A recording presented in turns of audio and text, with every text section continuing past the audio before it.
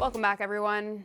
Well, it appears that Friday the 13th came a little early this year because last night's episode of The Late Night Show was creepier than ever.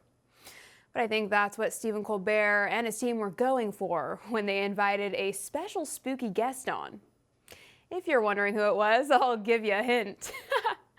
Unfortunately, they weren't actually able to get the sloth from the Goonies, so they got the closest thing they could find, Senator John Fetterman. But he definitely still gave everyone a fright. Take a look. You all should need to know that America is not sending their best and brightest, to Washington, D.C. Yes. Like, sometimes you literally just can't believe, these people are making the decisions that are, determining the government here. It's actually scary. Is that self-deprecating humor, or is he actually being serious? Jess Weber joins me now with his thoughts, host of the Weber's Way show. Jess, does he know he's talking about himself here? I think this might be the understatement of the year. I think that's what they do that on purpose, to clarify that they are the joke. They know they're the joke. It's almost like they expose themselves and really make them tell the public, hey, I'm the joke. I know you guys have been laughing at me this whole time, but it's like exposing themselves. It's kind of weird how they do it, Ellison. It's actually was that John Fetterman? Because there seems like there's a couple John Fettermans. I don't know. Yeah, it seems that there certainly are. I mean, we have the mustache John Fetterman, we have the glasses John Fetterman, we have the suit John Fetterman, which is the rarest of all. But yes, it is weird. Is it like an initiation routine they have to do to just out themselves publicly? I like that, Ellison. That seems right. A lot of actors and celebrities, they have to humiliate themselves. And clear as day, that's what he's doing. This one has to be either a clone or an actor, John Fetterman, because this one can do complete sentences. The other one really had a hard time. At first he's going with the goatee look, then the mustache look. It's like, I don't know who's who here. There's actually a photograph of John Fetterman, like 6 pictures of him, and every single one of them are different. So I don't know if the cloning lab is messing up on this guy or who knows, but this guy wants to wear a hoodie and sweatpants on the Senate floor. He's a joke. He's making the America a disgrace. I don't know. He's a disaster. It is a massive disaster. I don't know what else I can really say about it other than maybe we should ask Biden about the cloning situation, because I think he might have some insight into that. But that's just my own thoughts. But they do say him and Biden would be a new no-brainer. That's for sure. Oh, good one. I like that. That's a good one. All right, write that one down. All right, Jess, while we're on the topic of liberalism, I actually have some good news for you, shockingly. The disgraced and financially embattled Washington Post announced they're now cutting another 10% of their staff. Are you surprised to hear this, Jess? No, I'm not. When you create fake news all day long, it starts to be like, wait a minute. We don't need 240 people. They're just making up stories. We cut that down because all you have to do is just make up the story, right? Yep. And then retrack it later, have your fact checker right next to you, sitting in the same cubicle here, be like, okay, I'm going to make this fake story. You're going to back it up. Here we go. All day long, this is what they do. They had fake stories, one after another.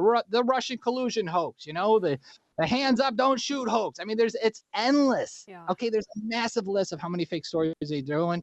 It's very easy to make a fake story, and that's why they're cutting out, because there's no need. They're not even researching. They're not talking to the cops or the witnesses or traveling to that country to gather all the information for the story. No, they're just sitting in their desks and just wondering, what can we make up? What can we get? How can we divide America?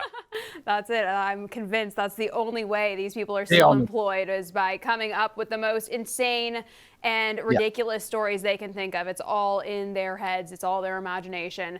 So I think it's well-deserved, honestly. 240 socialist tyrants down, just about another several thousand to go. But that's okay. That's a good starting point. Jess, with that being said, let's move over to California, where none other than the Washington Post, but I think this is actually real news, is reporting that restaurants in the once Golden State will now be charging a vomit fee for anyone who attends brunch and can't keep their bottomless mimosas down. Jess, what do you think about this? Is this the right approach, or is this overreach here? No, you know what? I love it. I used to be a bartender, and people would throw up, and then we're like, "Who's got to clean this up?" I mean, it's awful, Yeah, but it's horrible. I think it is. I think it's a good idea because there'll be less people drunk in the streets, less fighting in the streets. But then again, if you think about it, you might think it's a good idea, and they're aware of it at the place where they're drinking. Then they drink too much, and then they wake up in the morning like, "What's this $50 fine?"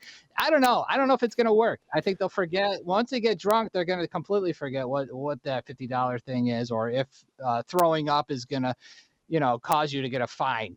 But That's I a good think it's a point. good idea. But I don't know. I think it's good. I Well, think it's if good. you can't, if you get too intoxicated to remember where the $50 charge came from, I think it's probably warranted, wouldn't you say?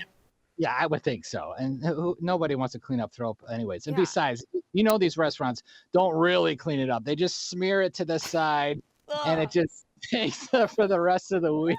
I think whoever has to Yeah. clean up the vomit should absolutely get the $50 untaxed straight into their pocket. Even $50 is not nearly enough to deal with that mess. No, you're right. Jess, I didn't know you used to be a bartender. That's cool. Does that mean you might be running for Congress sometime soon? I think you might give AOC a run for her money. I qualify if you think about You it. do. I do. So maybe I don't know. I'm thinking about it. You Well, should look I don't into want to. that. I don't want to say I'm never. Never Never want to say say never. That's right.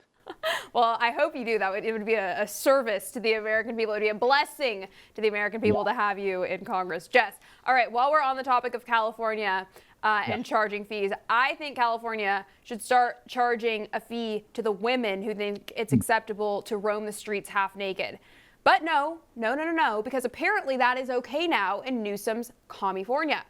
Newsom signed SB 357 back in 2022, which more or less made prostitution legal, as it basically restricts officers from contacting people based on the idea of loitering for the purpose of prostitution. So now women are just running around in bras and thongs, I guess, soliciting men off the streets in front of schools and in areas where families reside. At first, I thought this was a funny story, but the further I looked into it, the more disturbing I found it and the more insane I thought it all was. How is this even happening, and why is Newsom allowing this? Listen, they have to do it because they are all blackmailed. They're all sleeping with all those whores in the streets. You know it. It's true. Newsom's down there, obviously at probably 5 a.m. looking for some. These women have the gold on the politicians there, the mayor, they are in bed. So they're like, listen, just don't show your nipples. Just don't show whatever. Just cover it up a tiny bit. We'll allow you to have pasties, whatever. It's fine. Just wear a little G-string. It's okay.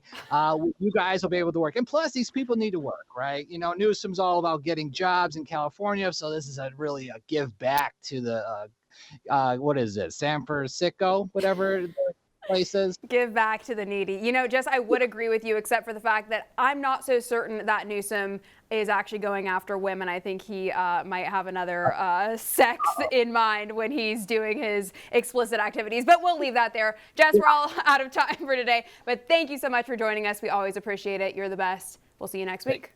All right. Thank you, Allison. We'll see you later.